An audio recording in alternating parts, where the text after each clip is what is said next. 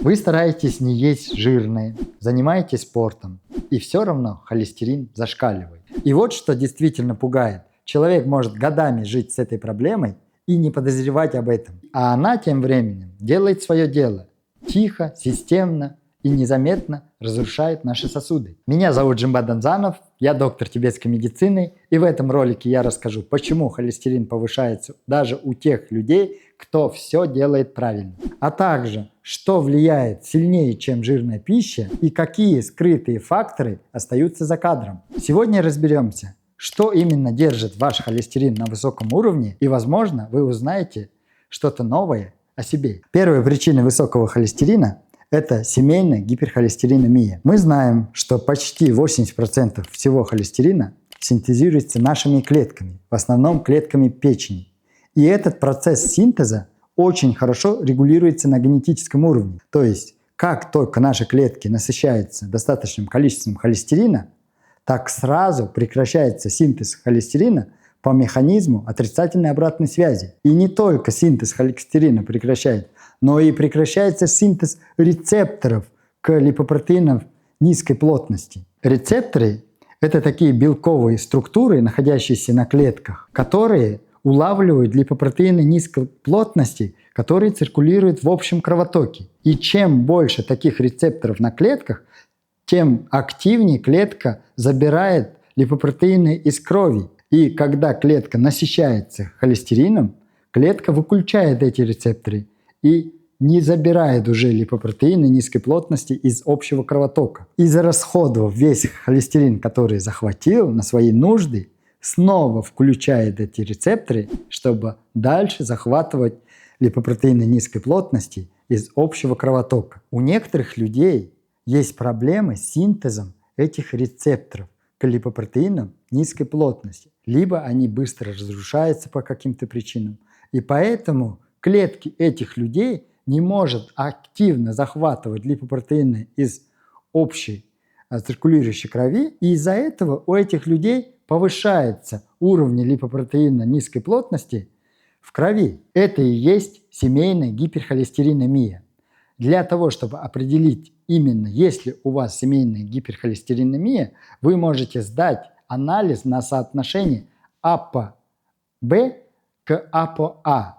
Это соотношение аполипопротеина Б к аполипопротеину А1. И уже по показателям этого анализа вы точно можете определить, есть ли у вас семейная гиперхолестеринемия. Здесь важно уровни АПО-Б. Если они высокие, это уже говорит о том, что у вас есть проблемы. А если соотношение неправильное, то это подтверждается именно семейной гиперхолестеринемией. Вторая причина – это избыток углеводов. Здесь очень просто. Когда мы едим постоянно углеводы, мы постоянно даем организму энергию, топливо. И организм не использует свои запасы. Тогда накапливаются жиры. А у нас в организме жиры накапливаются в виде триглицеридов. Это одни из самых опасных жиров. Они откладываются во внутренних органах, в печени, поджелудочной железе, петли кишечника и так далее, везде внутри. И они вызывают, в свою очередь, низкоинтенсивные системные хронические воспаления. И, конечно, эти триглицериды, могут переходить в липопротеины низкой плотности и увеличивать их количество. И, конечно же, если у нас развивается жировой гепатоз, то печень начинает активно вырабатывать липопротеины низкой плотности. Многие люди неправильно понимают, что избыточное потребление углеводов приводит только к сахарному диабету. На самом деле это не так. Избыточное потребление углеводов – это хуже, чем избыточное потребление жиров именно в контексте гиперхолестеринемии. И я вам дам сейчас гениальный совет, работающий совет, как сделать так, чтобы углеводы не откладывались в виде холестерина. Занимайтесь двигательной активностью. Третья причина – это дефицит клетчатки. От клетчатки никуда не уйдем. Клетчатка всему голова. На самом деле это одна из самых основных компонентов правильного питания. Вы можете все соблюдать, но если у вас недостаточно клетчатки в рационе питания, то это все не будет работать. Поэтому именно в контексте гиперхолестеринемии имеется в виду клетчатка ферментируемая и растворимой, то есть клетчатка, которая набухает, абсорбирует на себя много всяких веществ в кишечнике. Мы знаем, что холестерин вырабатывается в печени, и холестерина много в желчи, и желчь выливается в просвет двенадцатиперстного кишечника, и в тонком кишечнике начинает всасываться обратно, это же желчь, да, с холестерином опять же и обратно идет в печень.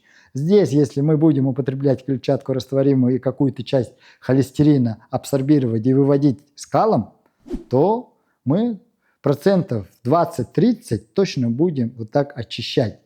Тем самым это будет способствовать к снижению уровня общего холестерина. Какие продукты это растворимая клетчатка? Это цельнозерновые продукты, семена чиа, семена льна.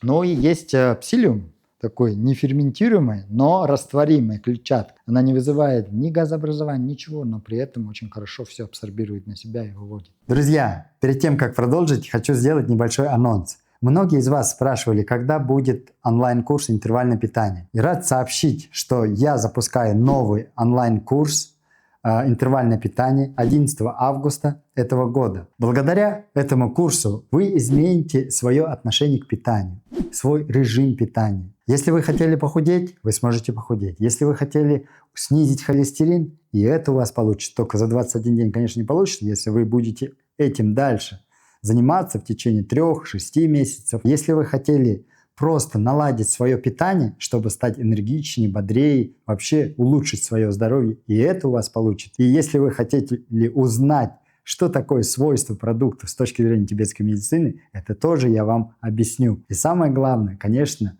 вы все сможете отрегулировать режим питания согласно биологическим часам. Вы можете приобрести один из двух вариантов курса. Первый – это онлайн-курс без обратной связи. Второй – онлайн-курс с обратной связью со мной в закрытом чате, где вы можете задать все интересующиеся вас вопросы лично мне, и я буду на них отвечать. Тем самым я постараюсь облегчить вам понимание курса, понимание себя и найти гармонию между вами и едой. Записаться на курс вы можете уже сейчас по первой ссылке в описании или в первом комментарии. Следующая, четвертая причина – это гипотиреоз, то есть сниженная функция щитовидной железы. Как мы знаем, щитовидная железа отвечает за метаболизм, за энергию, именно энергию в клетках. И когда снижается функция щитовидной железы, то замедляется метаболизм, снижается энергия,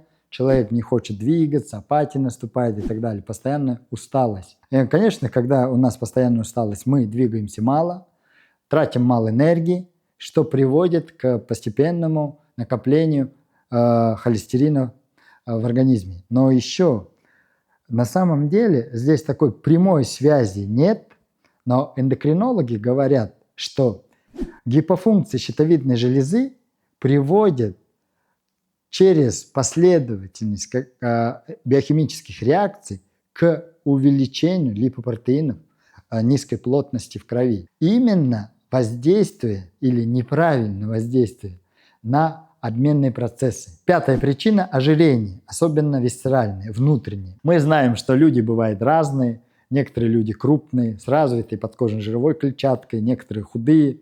Но здесь на самом деле конституция человека не играет никакой роли. Здесь мы говорим об отложении внутреннего жира. Даже у худых людей, особенно мужчин 40-50 лет, это очень часто наблюдается. Вроде с виду худой, стройный, но при этом животиком. Если измерить объем талии, то у него будет намного больше, чем 0,50. Если делим объем талии в сантиметрах на рост, то будет больше 50. Это говорит об внутреннем ожирении, о метаболическом синдроме. А метаболический синдром, мы знаем, приводит к дислипидемии. Или наоборот, дислипидемия говорит о метаболическом синдроме. Поэтому, если у вас есть ожирение, особенно ожирение внутренних органов, то вам нужно срочно от этого избавляться. Так как, не избавившись от внутреннего жира, снизить уровень холестерина практически невозможно. Я часто вижу комментарии, где пишут люди, что муж полный, и у него с холестерином все в порядке, а я худая, у меня холестерин высокий. Вот именно об этом-то я и говорю. Мы говорим об ожирении внутренних органов. не об ожирении как таковой, да. Люди бывают разные. Вообще, по статистике, на самом деле, худые люди больше страдают ожирением внутренних органов, чем полные люди, так как у полных людей наследственно жир откладывается в подкожной жировой клетчатке, а у худых людей именно излишки калорий в виде жиров откладываются во внутренних органах. Имейте это в виду. Шестая причина – ночные перекусы и нарушение циркадных ритмов. Я делал ролик про холестерин, вы можете здесь посмотреть. И там я подробно объяснял, что есть у нас в организме лимитирующий фермент синтеза холестерина, синтеза липопротеинов низкой плотности. И он называется гидроксиметилглутарил коэнзим А-редуктаза. Именно активность этого фермента приводит к активному синтезу холестерина, а блокировка этого фермента приводит к снижению синтеза холестерина. А когда мы едим вечером любой продукт, это даже может быть и не жиры, и белки, просто углеводы, после 7-8 мы активизируем этот фермент. А молекула AMPK, она наоборот подавляет активность гидроксиметилглутарил коэнзим А-редуктазы, лимитирующего фермента синтеза холестерина. А AMPK активизируется при голоде. Поэтому, когда мы нарушаем циркадные ритмы, питание, вечерами едим хоть самую полезную еду, мы активизируем синтез холестерина нашими клетками. И это играет большую роль в контексте гиперхолестеринемии. Именно поэтому, когда увеличение липопротеинов низкой плотности в крови увеличивает шансы образования атеросклеротических бляшек и развития сердечно-сосудистых заболеваний, я всегда говорю именно в этом контексте, что очень важно соблюдать режим питания. Это важнее, чем то, что мы едим. Мы должны есть до 7 вечера, заканчивать всю еду, лучше даже до 6. Именно гидроксиметилглутарил коэнзим А-редуктаза, это фермент, этот, является мишенью для статинов. Статины – это препараты, которые снижают уровни липопротеинов низкой плотности. И статины действуют именно подавляя активность этого фермента. Но если вы не любите принимать статины, я вот сказал другой вариант, как вы можете снизить активность этого фермента. Не есть на ночь. Даже не на ночь, а после 6. И 7-я причина – жар печени и застой желчи. Что это такое? Мы говорим, что холестерин вырабатывается нашими клетками, особенно клетками печени. И есть в тибетской медицине такое понятие жар печени, когда наша печень, клетки печени, гепатоциты, работает активно, слишком активно. К этому, кстати, приводит психоэмоциональное напряжение. Когда человек чем-то недоволен, раздражен, постоянно живет в суете, постоянно торопит, постоянно напряжение. У него печень активизируется, потому что, как в народе говорят, желчь кипит. Да? И все, желчь, если печень активна, значит активнее вырабатывает холестерин. Холестерин вырабатывается, идет все это через желчь, желчный пузырь в 12-перстный кишечник и выливается туда.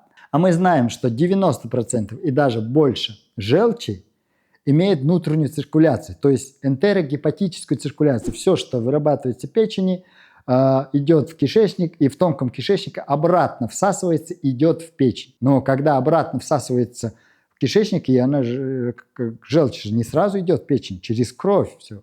И холестерин в крови начинает циркулировать. И здесь, если не употребляется этот холестерин, то есть мы не ведем активный образ жизни, этот неиспользованный холестерин начинает в крови циркулировать, повышая уровни липопротеинов низкой плотности.